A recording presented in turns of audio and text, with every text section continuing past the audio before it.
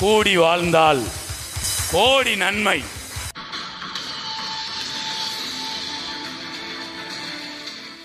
தனியாக போய் இருந்துட்டோம்னா நல்லா இருக்கும் இல்லைங்க.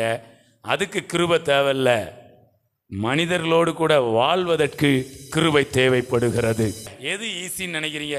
தனியாக இருக்கிறது ஈஸியா, ஆட்களோட இருக்கிறது ஈஸியா? தனியாக இருந்துடலாம் ஈஸியா. ஏன்னா ஆட்களோடு இருக்கும்போது ஒவ்வொருத்தரையும் ஹேண்டில் பண்ணும்போது கொஞ்சம் கஷ்டமாக இருக்கும். இதுக்கு தான் பரிசுத்த ஆவியானுடைய பேலன் வேணும்.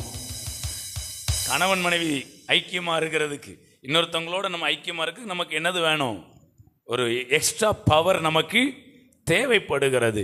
மதம் துறவை பற்றி பேசுகிறது, வேதம் உறவை பற்றி பேசுகிறது. வசனம் சொல்லுவாங்களே, தேவ கிருபையில் மட்டும் அவர் அதிகமாக விருத்தி அடையலை, அவர் மனுஷர் தயவிலும் அதிகமாய். அப்போ வேதம் மனுஷனோட கனெக்ட் பண்ணுறதா இல்லை தேவனோட மட்டும் கொண்டு போயிருதா? சில சொல்லுவாங்க கடவுளே இல்லம்பாங்க, அவங்க மனுஷங்களை மட்டும் சொல்லுவாங்க. ஆனால் வேதம் பேலன்ஸ்டா ரெண்டையும் பேசுது. நீங்கள் தேவ கிருபையிலையும் பலப்படணும், மனுஷர் தயவிலும் பலப்படணும். யார் வியாதிப்படுவாங்க தெரியுமா? மேக்சிமம் தனியாக இருந்தால் வியாதி வந்துருங்க. நல்லா ஒன்றா இருந்தால் ஆரோக்கியம். கூடி வாழ்ந்தால் கோடி நன்மை. ஃபஸ்ட்டு யார் கூட கூடி வாழணும் தெரியுமா?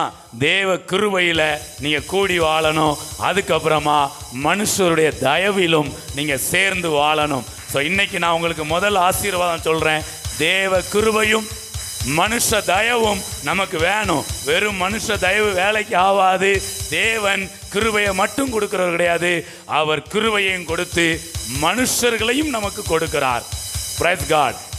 ஸோ ரெண்டும் வேணும். இதுதான் வாழும்போதே சொர்க்கம். இந்த ரெண்டையும் நீங்கள் பெற்றுக்கிட்டீங்கன்னு வச்சுக்கிடுங்களேன், வாழும்போதே சொர்க்கம்.